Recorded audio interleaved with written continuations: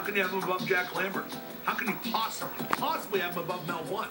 I don't know if I can put myself in front of Mel. No way. When you start talking about the Steelers, that Mel Blunt, when it comes to defensive backs, should be behind anybody. I think Mel should take that spot, and I should jump back up to 7 or so. He was a great player for them. Player of the decade. Yoy, and double yoy. What another big play by Rod Woodson. He could run, he could jump, he was athletic. He could do it all. I mean, he was a great football player. We own the division, baby. He's really good at super techno. Really, really fast. When he got the ball after he made interceptions, some of the best running you'll ever see by anyone. Here comes Rod Woodson.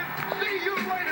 If you're looking at it purely in terms of performance, football ability, how dominant he was out there on the field, heck, Rod might be the #1 Pittsburgh Steeler of all time. Rod Woodson goes all the way for the Steeler touchdown. You gotta take it serious when you come play us. Our #4 Steeler went to 11 Pro Bowls and remains the only player to be selected as a cornerback, safety, and kick returner. I think maybe when I played in my time frame, there was better cover corners. Intercepted by Woodson. There might have been some better safeties. I asked for a big defensive play, and Rod Woodson comes through. I think there might have been some better kick returners. Woodson came right through Kansas City like water through a sieve. But I think putting that all together in a package, I was proud of that.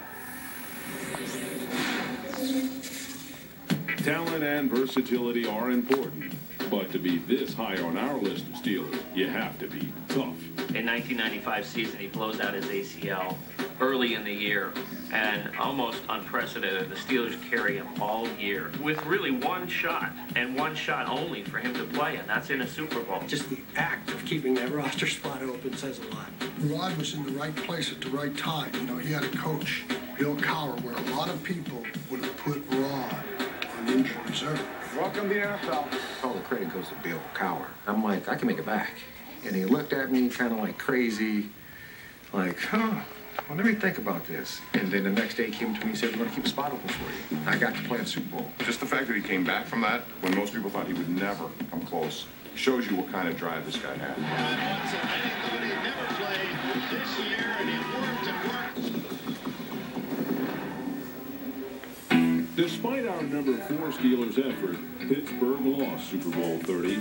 So why isn't Woodson higher on our list? He did win a Super Bowl with one of Pittsburgh's most fierce rivals, the Baltimore Ravens. Rod Woodson truly was a great player who is so good he can transcend the fact that of all those Super Bowl teams, he wasn't on any. I know he didn't win a Super Bowl with Pittsburgh, but he kept that black and gold tradition of hard-hitting, hard-nosed defense alive. The lack of Super Bowls is not Rod Woodson's fault. Mel Blunt, a great player, but he also played Jack Lambert, Mean Joe. How many other Hall of Famers were on the team with Rod Woodson? Probably not many. The shame of it is, O'Donnell threw it right to him. There was no receiver out there. There's some great Pittsburgh Steelers. To be at 4, man, I'm honored just to be remembered. Coming up, what Steeler on our list is responsible for the franchise's watershed moment? Greatest thing that ever happened in the history of the free world. It was bigger than Jesus rising on the third day. Tomorrow on NFL